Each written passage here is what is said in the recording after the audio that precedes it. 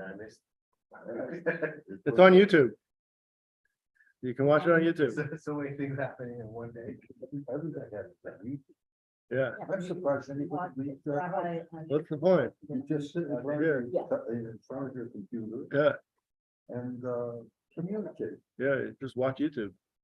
Rabbi, what's the parking situation on the side of the building? To park It's there? kosher. Yeah, It's okay. Yeah. Fire truck can go. yeah. Just in case? There's like 3 spots on the Yeah, like over there. Yeah, Yeah, I could never understand all these cars parking like this. There's no way a fire truck is supposed to go You're down. not supposed to have a fire. I know. I always look at, even in the subdivision where people park at the end of the street. When you get into that section of town. or when they're parking. You can't go down the slope. Party go down with you. Run down the gate.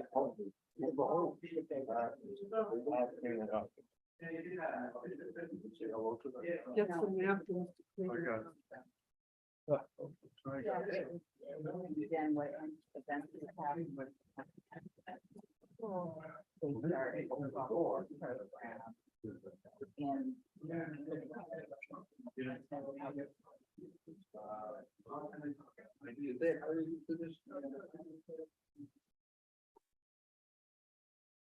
So you went the whole weekend? Yeah, we went to Friday night and then we were there for Shabbos Nice. and it was. morning. They must have had a big crowd. They did. They did. Samantha was there. Oh, I see. Sabrina was there. How you doing? Kate was Rabbi Ari Yeah. and Leah. Lisa Morgan was there. She was there all the time, yeah. And that was it. How you doing? Oh, Mark was there. Mark Can we Collins. just turn you for- Oh, yeah, he's been. For sure. Yeah. Sure, absolutely. There's bagels out there. Thank you, Christian. For sure. That joy and excitement, you know, in the voices of Friday night. Oh, must have been beautiful. It was very uplifting. I mean, and I was having a conversation about Ari, you said, this is what, you know, service is supposed to be, they're supposed to be moving. Yeah, You know, yeah, it's not supposed to be all bright out of the book. right. So it's beautiful. Oh, nice.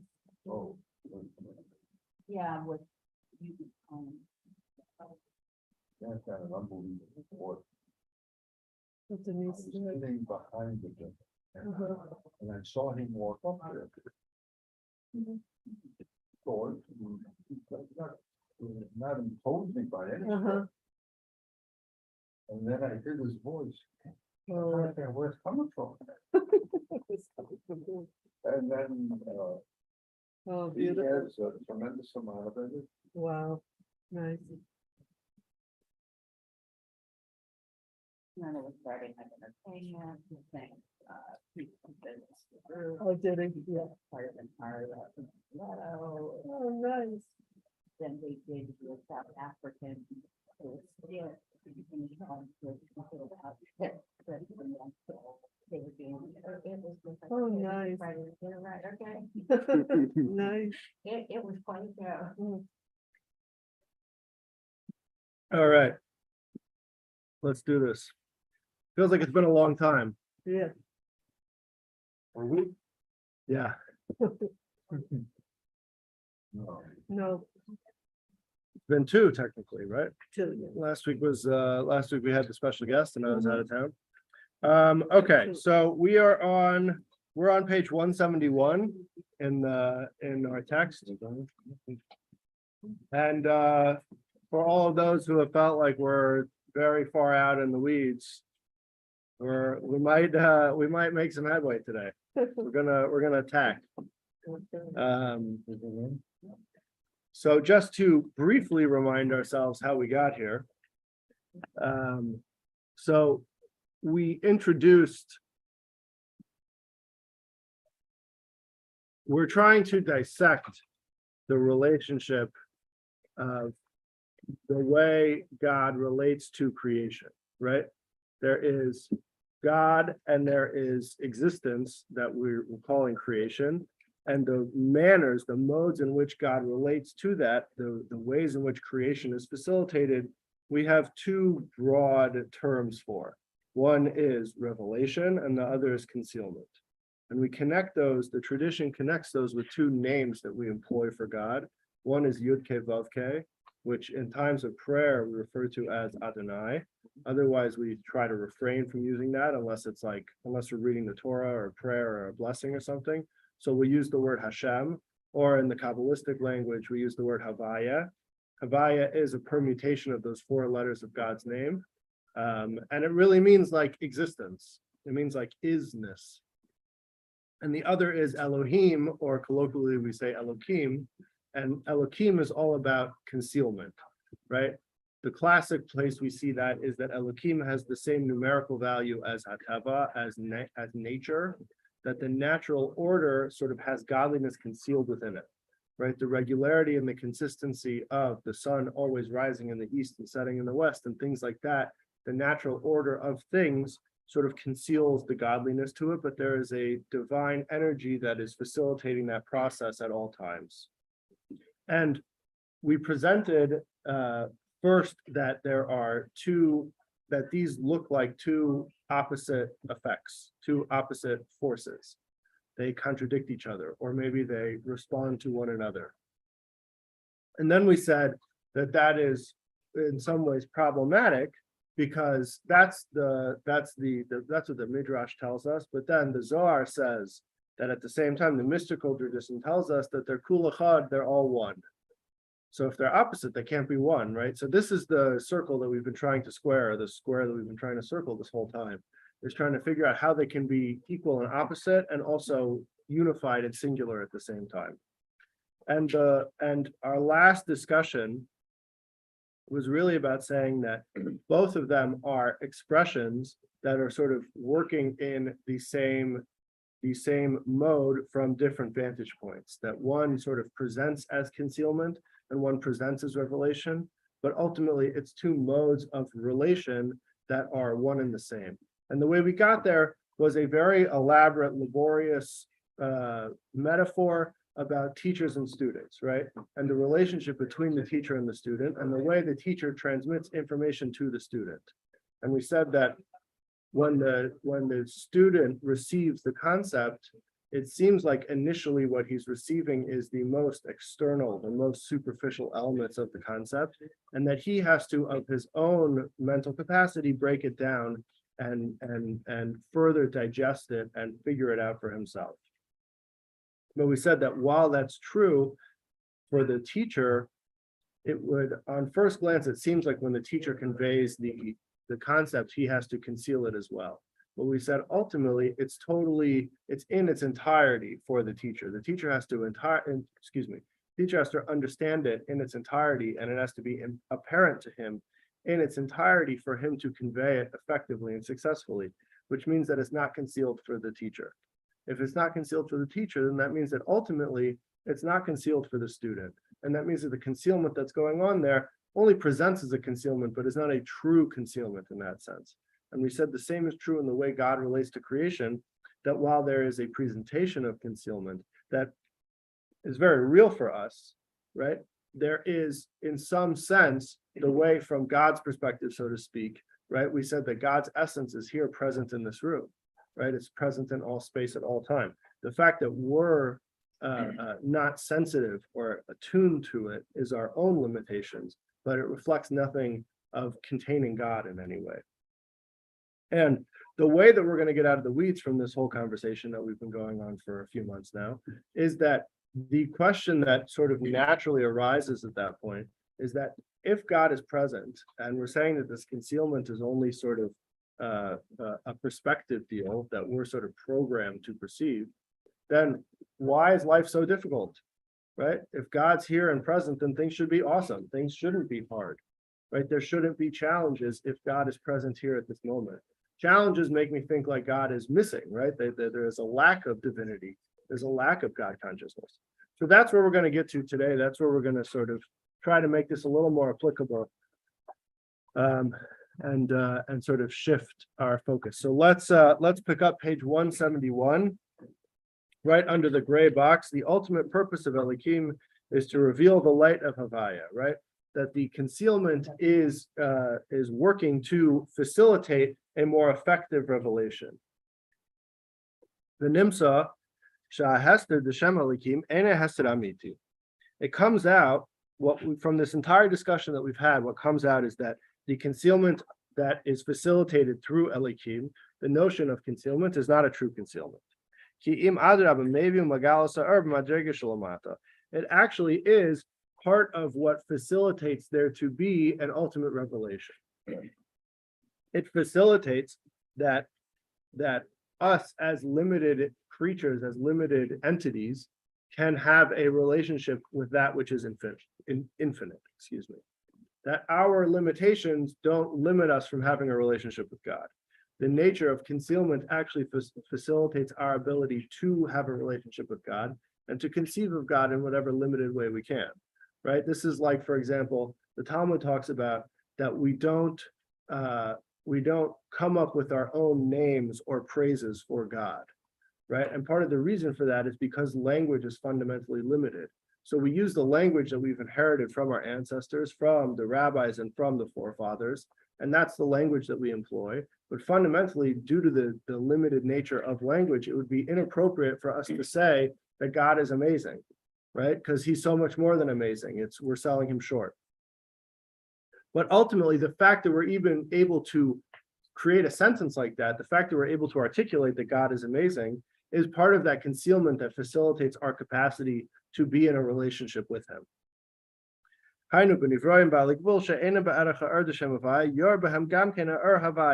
That in the creations, which are not vessels for God's infinite light, like us, like the world, like all of existence, there is still able, what the concealment facilitates, is that the infinite light can also reveal or illuminate our existence in some sort of finite way, right? That the notion of concealment, like we spoke about with the Tzimtzum and the quantum leap, this quantum leap of concealment facilitates that infinity can be contained in some finite way, and that godliness can both be infinite and finite in a finite presence, right? This goes back to the Avodas HaKodesh idea that we shared.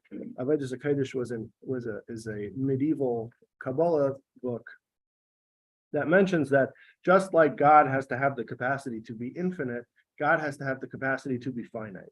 Because were he to just be infinite, then he would be limited in some way to not have a capacity, a proclivity towards finitude. So in some ways, we are that capacity, right? Existence is that capacity. Godliness being revealed in the physical world in a finite form to vitalize a table or our own existence or an animal or anything in between is all part of this finite capacity that God has for revelation. And that's facilitated through the concealment through Elikim.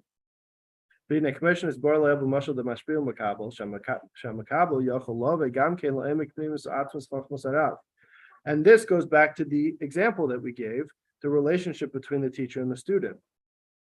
That while on first glance we would think that the nature of a teacher-student relationship is that the student's grasp is entirely dependent upon the teacher, and he'll only grasp whatever the teacher gives him, which is whatever limited form he receives. Ultimately, what we're saying is that because the student is able to digest it for himself, and the way that the information is transmitted is that it's transmitted in its entirety, even through a process of concealment in something like an analogy or a metaphor. Being able to unpack that, the nature of analogies as a vehicle means that it's able to contain the entirety of the information, and that the student can reach the same place as the teacher, and they can both have the same ownership over the material. And we said this is the Kabbalistic idea of Ur Chayzer and Ur Yashar. Ur Yashar means a straight light. That's like for the teacher, that the concept is entirely apparent and entirely clear for him, and it is straight, so to speak. And the student has Ur Chayzer, the refracted light or the reflected light, that is the bounced light, literally the returned light, that it is sort of bounced back, that he receives it, and then through his own unpacking, through his own digestion, it comes back, it ultimately comes into its fullest form. He has the same ownership, the same grasp over it. And this is what the Talmud tells us, that for a student to grasp a concept at the same level as his teacher, it takes 40 years. Well, in the last paragraph on 171, the same is true in the analog, and what we're talking about in the ways in which God relates to the physical world or physical finite existence. That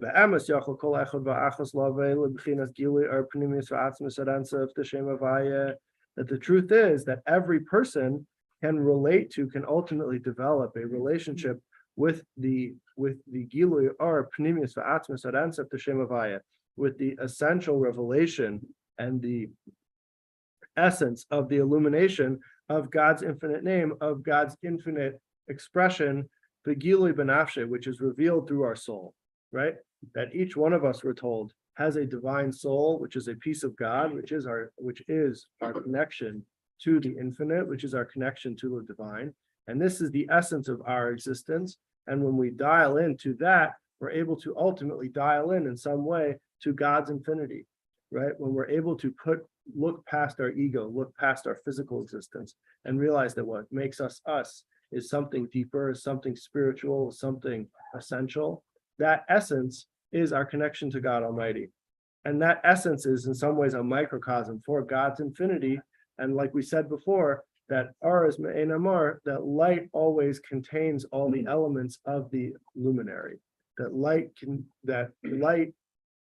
The reason why Kabbalists like light as a metaphor for energy is because it will mirror all the same elements. It will mirror all the same characteristics. So we say, just like the luminary is infinite, so too the light is infinite.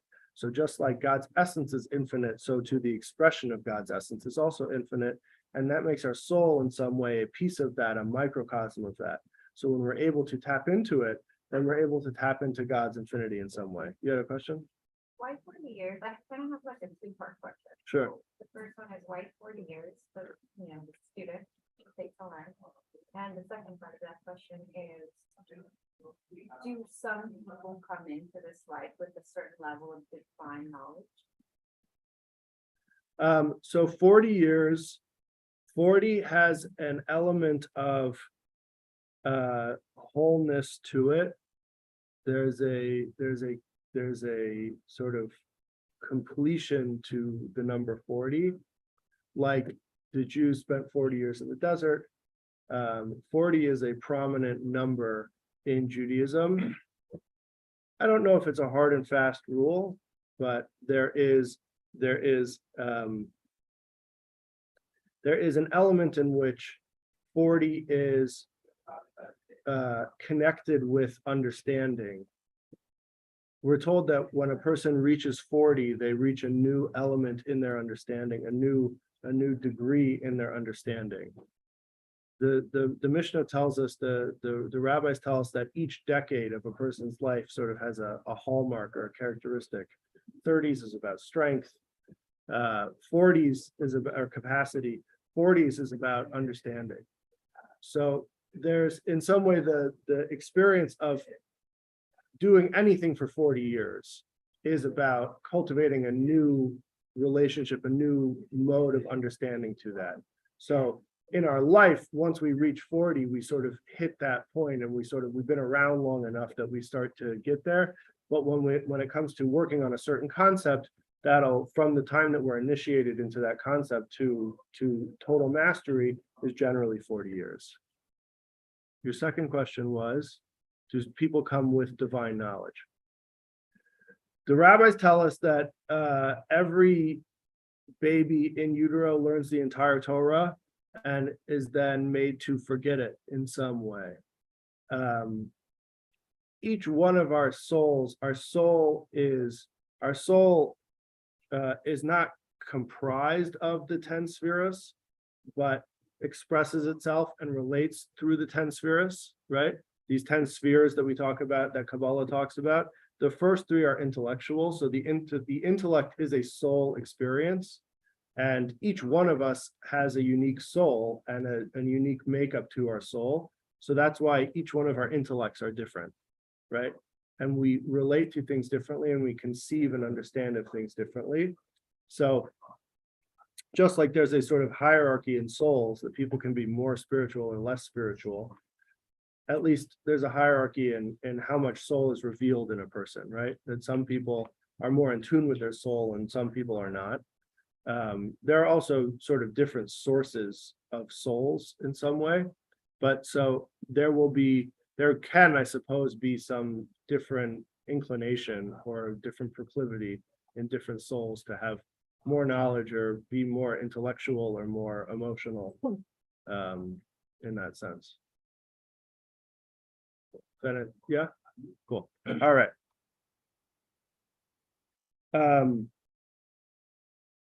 So each one of us can dial into our unique individual relationship with God, and that is our unique relationship with the infinite, right? We have a capacity inside of us to tap into that. And that's why it's important to always remember that in as much as, we come to synagogue and Judaism Judaism presents as something that's full of pomp and circumstance, right? And full of the proper way to do things and the official way to do things, right? That we come to shul and you have to wear a tie and you have to look a certain way. And the truth of the matter is that the essence of what Judaism is about in Torah being a vehicle for a connection with God is that the point is the connection with God, and that each one of us has to find that for ourselves. And the only way we can do it is to find it for ourselves. It's not something that we can show up to synagogue and expect to happen for us, right? We have to do the work and we have to explore it for ourselves. And that's why Elul, this month that we're in now, we have to not forget to blow the shofar.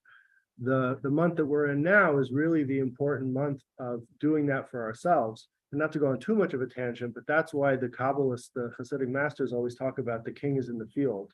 The godliness is accessible in this month because Rosh Hashanah, Yom Kippur is a time where the intensity and the almost the austerity of the experience of being in shul is like very solemn and very intense. And it can be sort of alienating, and it can be it doesn't necessarily lend itself to a spiritual experience. It can just lend itself to a synagogue experience sometimes. And Elul is the time before that for us to find that spirituality for ourselves, for each one of us individually. And it's when we do that work that Rosh Hashanah and Yom Kippur can be a powerful experience. But if we just show up on Rosh Hashanah or Yom Kippur, then we can't expect that it's going to be a powerful experience unless it's going to be powerfully negative, right? Right. And the last tangent to go on is an important PSA to mention that if we're just showing up for Rosh Hashanah Yom Kippur and we're not showing up for Sukkot and Simchas Torah, you're doing it all wrong. So the intensity of Rosh Hashanah Yom Kippur and the seriousness of it has to be balanced with the joy of Sukkot and of Simchas Torah. And if we don't couple those two, then it's then we're missing the deal. Okay. Vahainu, back the last paragraph on 171 and the second sentence. Vahainu al yedei avedasi b'yagias nafshe. So we're saying that we have this infinite essence that our soul connects us to, and that when we learn to find our soul, we can learn to find this connection. So the question is, how do we do that, right? What's the steps that we have to take to find that? So he says through real exertion. The term that Hasidus uses is avoda. Avoda means work, but it's a specific type of work. It has a number of connotations. The first connotation of avoda is ibud oros, which means to tan hides or to tan leather. And there are a number of elements to tanning, which is why this word is used for work. One is that it requires a lot of repetition, right? It's a lot of the same process over and over again to work the hide into leather. The other is that it's stinky and it's dirty and it's messy, right? And it's really hard work. It's not just like, a spa day. So all of this is part of what the concept of Aveda is in Kabbalistic thought, in Hasidic thought, that the work that we do on ourselves, the work that we do to grow past our ego, to push the envelope, to think who I am and who I tell myself that I am and who I can actually be if I just let myself be, right? If I dial into my essence and I don't get distracted with my ego. All of that takes a lot of repetition because every day we wake up and we're faced with the same ego and we have to look in the same mirror and see the same person, the person that's telling us that maybe we can't do things, maybe we're not so good, maybe we did something yesterday and now we can't do something today, right? there's an old story of a chassid, Mendel Futterfass, who was a famous Hasidic personality, and he would actually travel around the country to raise funds for different Chabad organizations. And he did like 20 years in the Gulag in Siberia. He was like made of nails. He was like not from this planet. And he was at a Fabrengen once, and they were talking about, there's a concept called Averis Chamuras, serious sins, we could call them maybe. And the intensity of trying to do tshuva, of trying to rectify the damage that one's caused by doing these serious sins. And he thinks for a minute and he says, you know what the real serious sins are? It's not whatever happened that you're trying to do tshuva for. It's that the next morning you wake up and you think, because of whatever happened yesterday, now I can't daven. Now I can't do what I have to do today because of what happened yesterday. That's where the real serious misstep is. So that's what the work is all about. It's about growing past that. It's about being able to be real with ourselves, both with our body and with our soul, and realign and re-identify who we are and what we're about. So it takes a lot of exertion, v'yigias nefesh, v'yigias basar, with the exertion of the soul and with the exertion of the flesh, of our physical body. Lahaser ha'lomes v'asterim, harihu ba libchinas gilui nimius, that's another typo. Pnimius v'atzmos are ensef mashallah ma'ila m'chinas chatzenia shenaisa mokalelis. And through this work that a person does, we totally transform our relationship with the world that we live in. And we don't live in a world, anymore that is one of cause and effect. We don't live in a world of evolution or of a world of coincidence, but we live in a world that is higher than the natural order, right? We live in a world that is full of singular divinity, of singular infinity, that is God Almighty. That's the result of doing the work. That's the reality that we inhabit. So continuing on page 177, at this point, we see he has a nice little paragraph over here to set up what we're going to talk about next. But ultimately, the question is, at this point, if we're saying that we can tap into this real singular reality, we can totally change the dimension in which we live, in which we inhabit. We can change our mindset. You want to pack it, Ari? Okay. So how do we understand challenges? How do we deal with challenges? Challenges seem to be totally contrary to what we're talking about over here. So we have to first understand what's the deal with challenges. Where do they come from? How do they present? How do they manifest? If we're saying that God is infinitely accessible in this physical world, and that we can change our reality to live a spiritual dimension, even in the physicality, then how could there be such a thing as challenges? The verse says in Deuteronomy that God is challenging you. That each person is confronted with challenges that he has to overcome. Now, this is not saying that this is a good thing, right? This is just sort of making an objective observation to say that the Torah is identifying that we all face challenges, and we all are confronted with challenges that we all have to overcome, that we all have to endure and persevere. But at the end of the day, how do we understand what the divine intent is in these challenges, right? What's the big picture in the fact that we're faced with challenges daily or however much? So he says on page 178,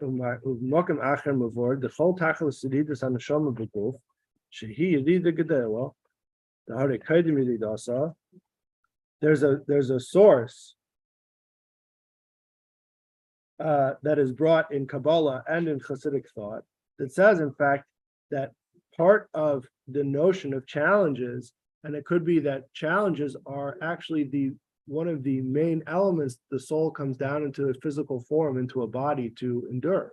That there's something so fundamental and something so powerful that a soul can accomplish through enduring and confronting and overcoming challenges, that it speaks to the essence of our creation.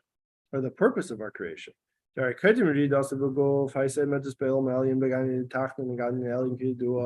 Because obviously before a person's born, right, before a soul comes down into this world, the soul is sitting pretty, right? The soul is sitting in a spiritual realm, doing spiritual things, thinking about God and relating to God and being present and basking in God's glory and doing all sorts of, spiritual enlightened things. So why would it have to come down into this world? Like the Mishnah says that Ein Basa. Oh, Dom Ein Basa, that you should know from where you come. That we always have to be conscious of the fact that our essence is our soul, and our soul's natural state is a spiritual realm, or at least prior to our creation, its natural state was a spiritual realm. And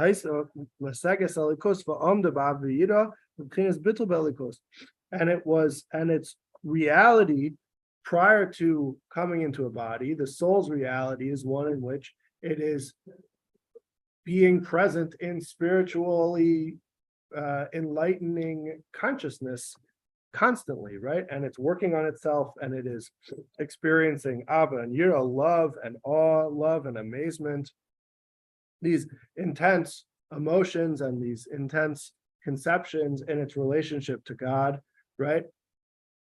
And it seems like that's really, that sounds really great, right? It sounds like that's exactly what the soul wants to be doing. Classically, we would understand that this is the whole purpose of everything, that the soul just wants to do that. And the soul has to come down into this world, and it comes down into this world for whatever reason, and then it goes back up, and it just wants to be spiritual.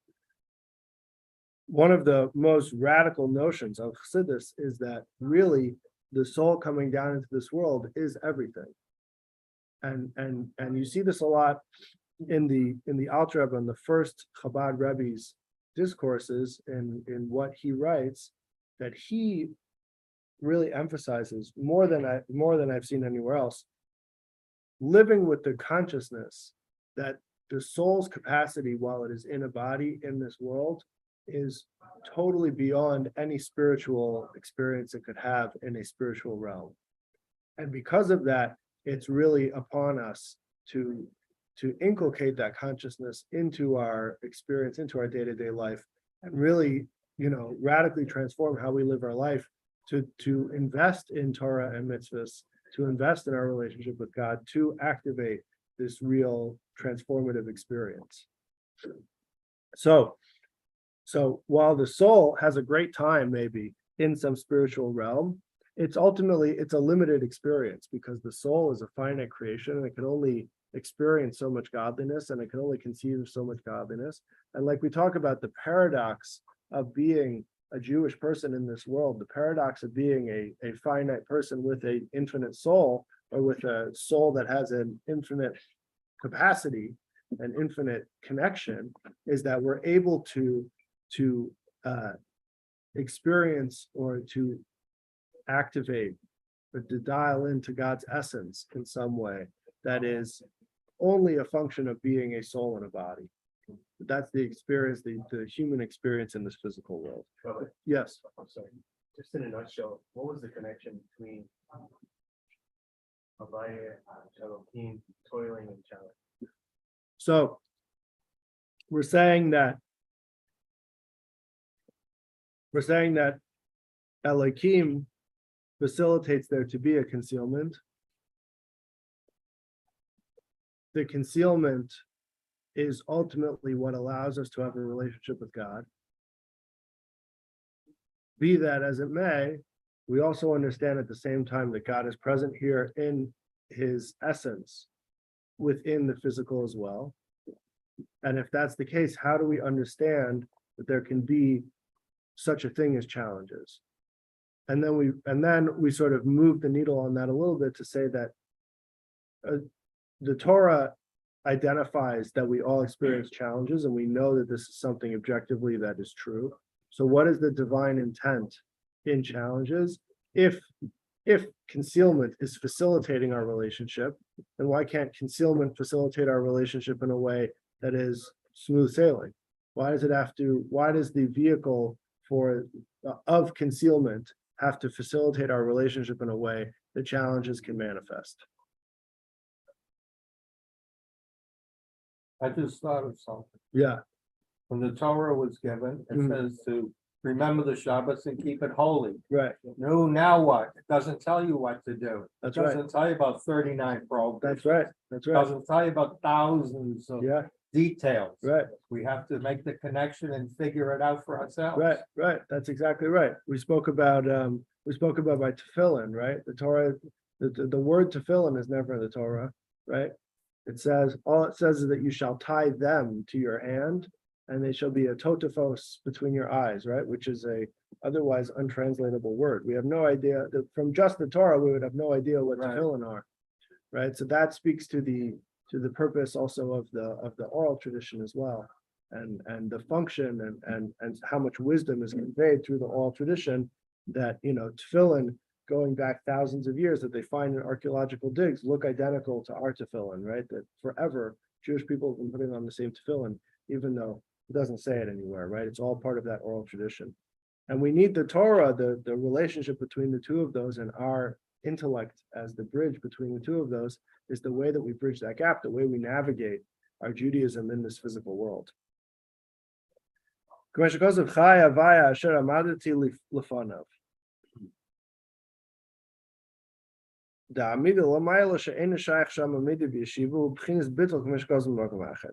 soul experiences, the soul's natural state is one of what is called bittul.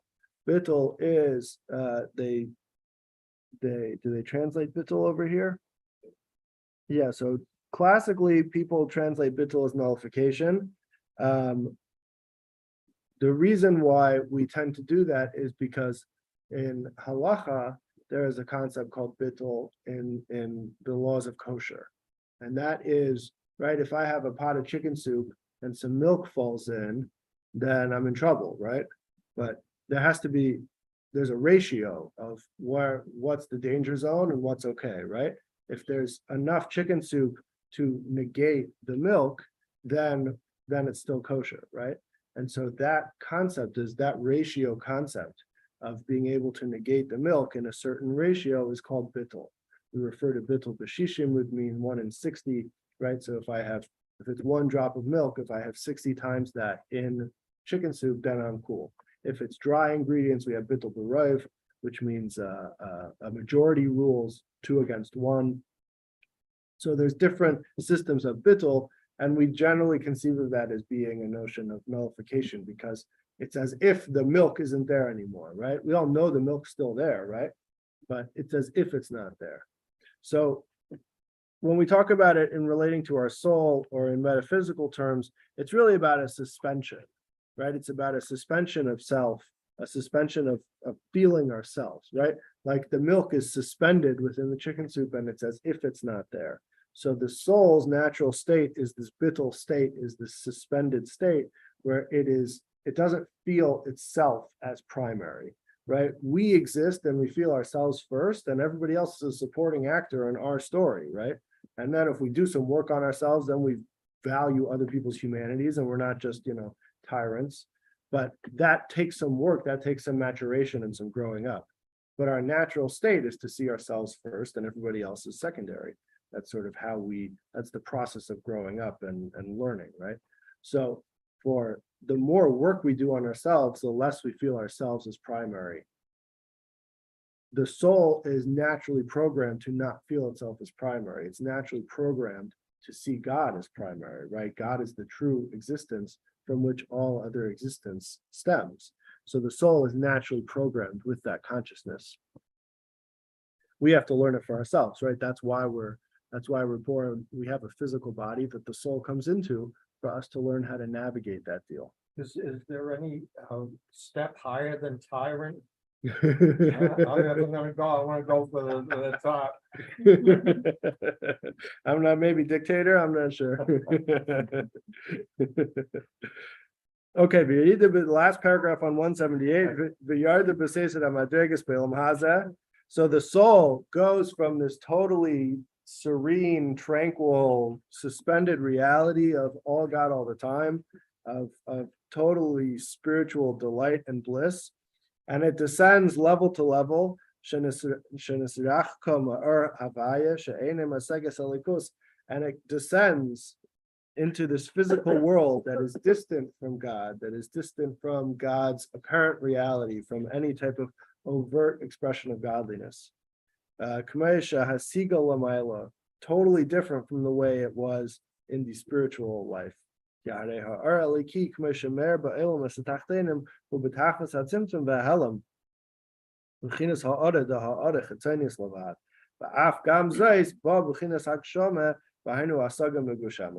And so relative to the spiritual realms, this is a world that is totally concealed, totally covered over, totally obfuscates any type of divine light, right? That we can live 120 years on this earth and not think about God for a minute, and not perceive any godly experience. And there are people who spend their whole lives talking about nothing else other than how God doesn't exist, right? And that's a function of this physical world. That's how we know that there's no world that is lower than this one, that there's nothing more physical or more lowly than this physical world, right? You can't have a lower realm. This is as low as it goes, right? But that's the beauty of this physical world. That's ultimately where we're able to tap into the essence, because it's so concealed. But from the soul's perspective, it's a real descent. It's a real paradigm shift for the soul. To go from a spiritual reality into this physical world is very jarring, is very intense, right? It's very different. And everything has a new element to it, which is physicality, right? Everything becomes physicalized. It becomes coarse and crass and limited relative to a spiritual reality, which is oriented towards infinity.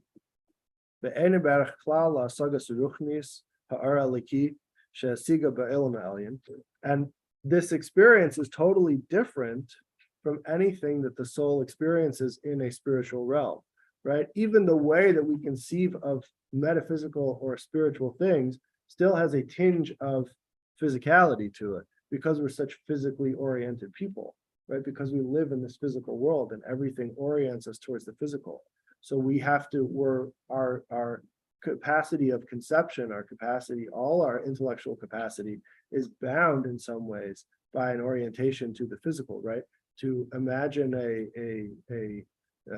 to try to conceive of 2 + 2 = 5 is not something that our mind can really do, right? Because we're sort of bound by these rules of the physical world. So that's totally different for the soul. Yeah, Claire. Yeah, I remember Rabbi Schlichterman in the previous sessions, he said that the animal soul is actually higher than the bodily soul. Mm-hmm. Like, is that the physical things here is also important, like the light is going down more magnitude?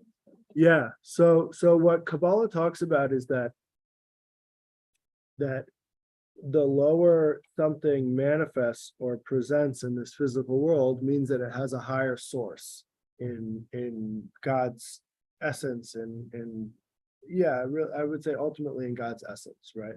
So everything is sourced within God. Everything is an expression of godliness.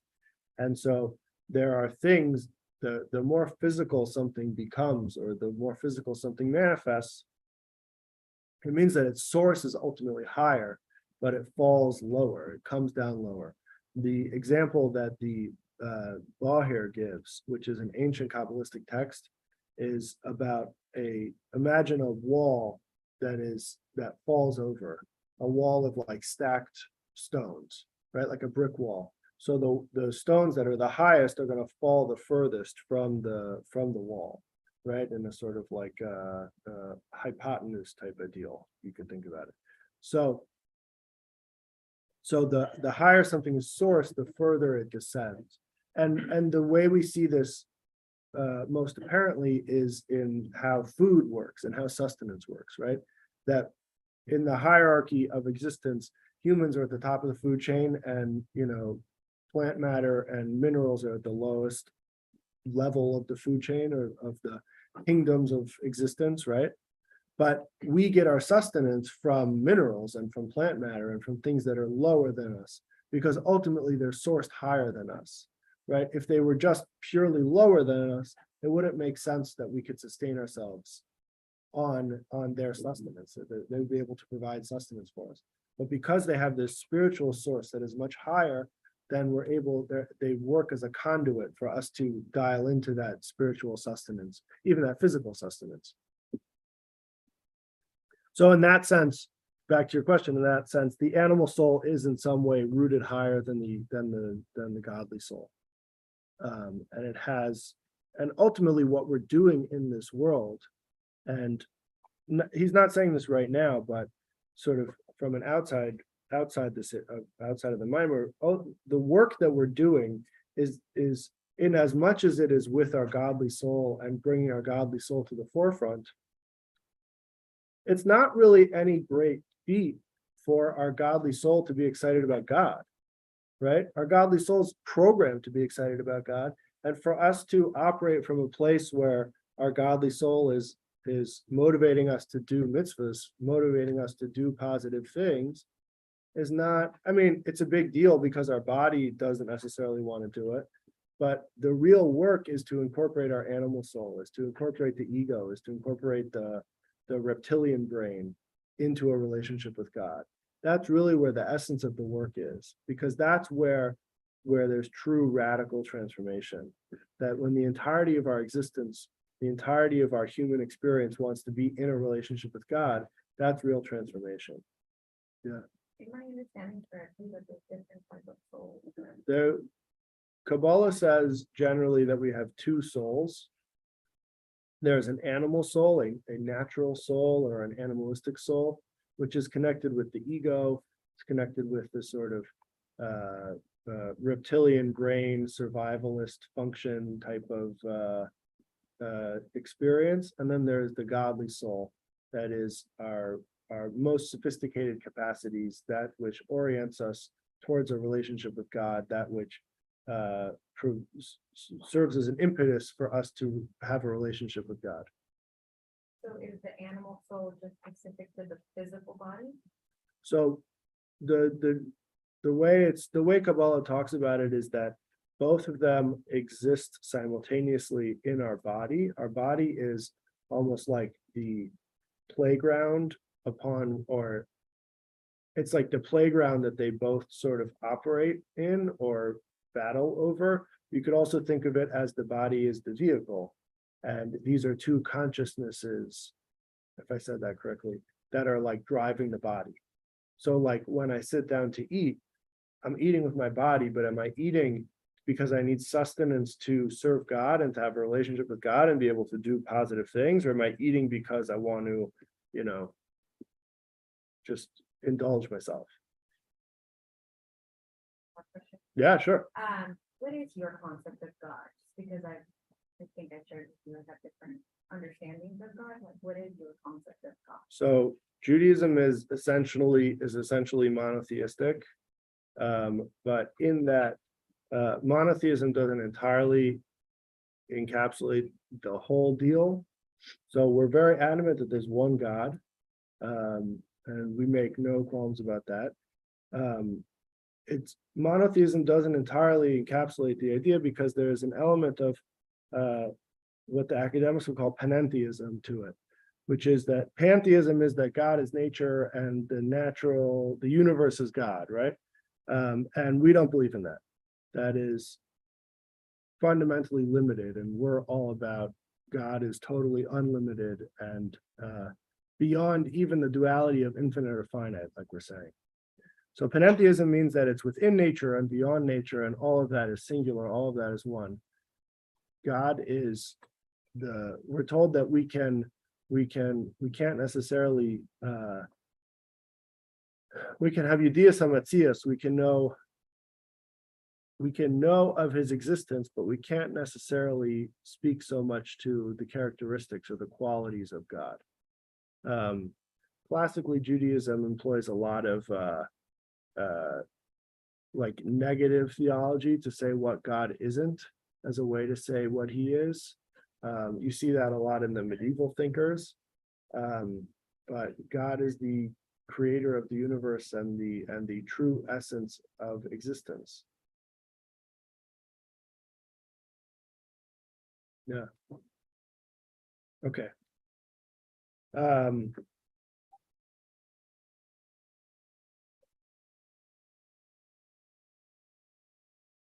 So the soul's experience in this physical world is totally different than that in the spiritual. That in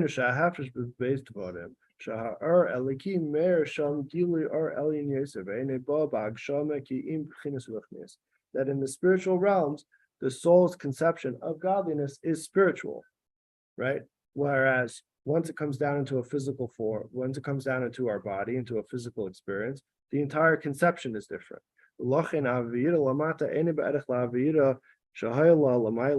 So therefore, its experience is also different, just like its conception is different in an intellectual form, so too its experience emotionally is also different.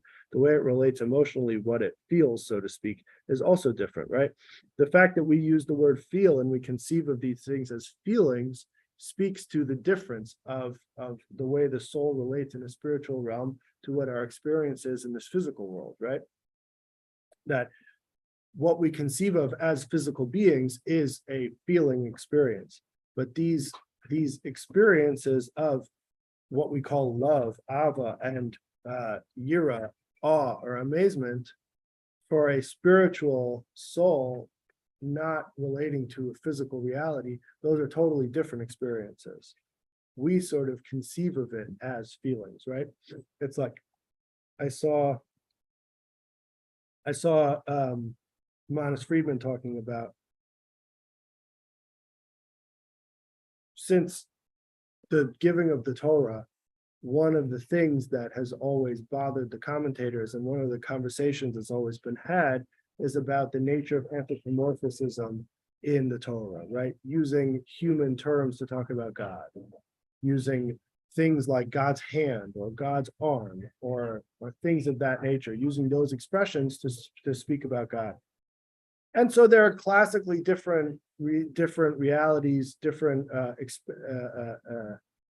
explanations that we give about, well, this sort of what God did in the way that he related to physicality, to the creations, to the world in that way, sort of mirrored what a hand would do. And so the Torah speaks in the classic line of the Talmud is the Torah speaks in the language of man, so it facilitates our understanding. But he really sort of challenged that idea to say that we think that a hand is the hand that we have on the end of our arm, and that's what a hand is objectively. But that's just one presentation of what we can think of as a hand, and that's the physical expression of what a hand is. But that's not in this almost sort of Platonic ideal type of way, right? That this is one way that a hand, that the notion of a hand manifests, but this is like the lowest and most physical. But there is a spiritual essence to what a hand is about, and that God has, and that's something that's beyond even our conception. So we have to relate to it by conceiving of it as a hand, right? We have to relate to it by using the same terminology, even though they're different things, or at least distantly related things. So the same is true of the Ava Yira, the experiences, the emotional experiences that the soul has, the closeness, the feelings of closeness and the feelings of distance that the soul feels in its relationship with God in a spiritual realm versus down here. And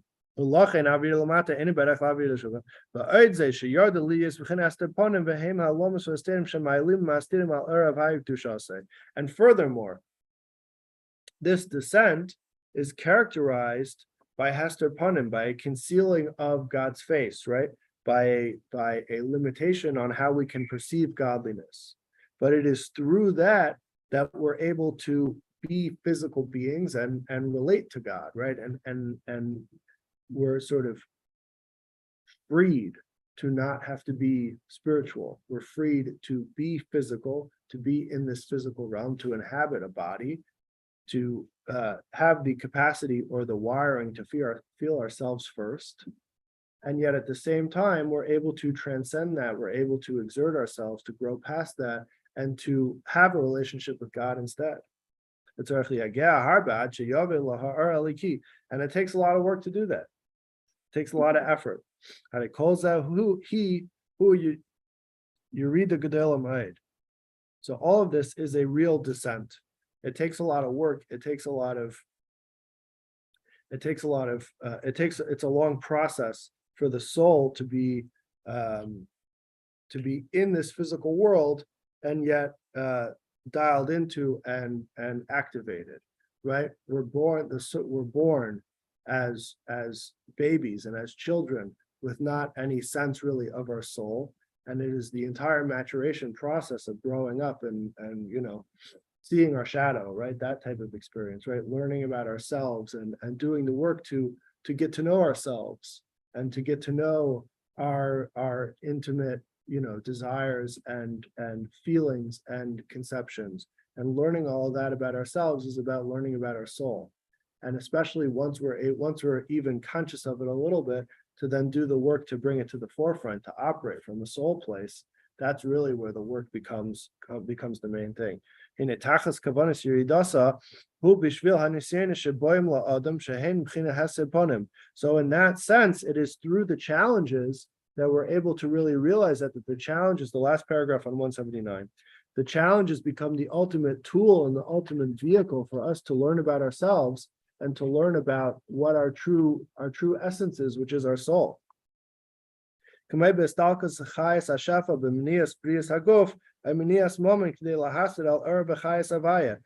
for example, if a person is lacking health, or if his income is in some ways held back, is some ways withheld, that in those moments of in those moments of wanting, in those moments of lacking, we can really learn a lot about ourselves, right?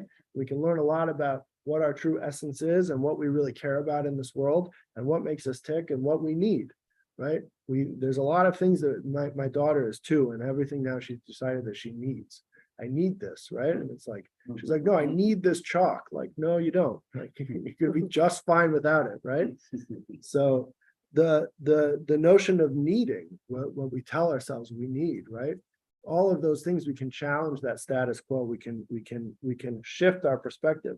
And it's these challenging moments that really facilitate us to do that, because otherwise we're comfortable and we're not going to do it for ourselves, right? If we're just sitting pretty, we're not going to challenge our status quo. We're going to embrace the status quo. It's going to be a great status quo, right? We don't want to challenge that if we don't have to.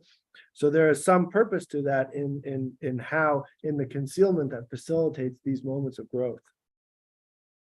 And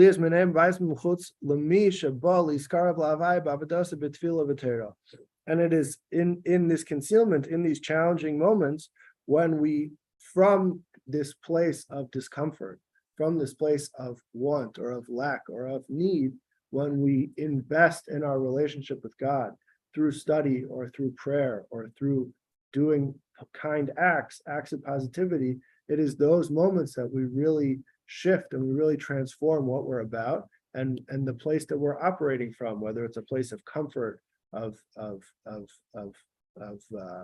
like a bodily place, or whether it's a soul place of a divine reality.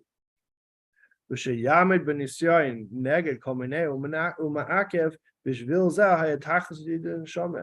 so therefore, when a person is able to face a challenge, and instead of letting it just totally take him over, is able to embrace and acknowledge that this is a difficult moment, and I'm going to use this as an opportunity to bring more positivity into the world. That's the whole reason our soul came down into this world. That's the whole purpose why we're here. And that allows us to facilitate, that allows us to dial into a totally new dimension in our relationship with God, a totally new consciousness, a totally new plane of consciousness.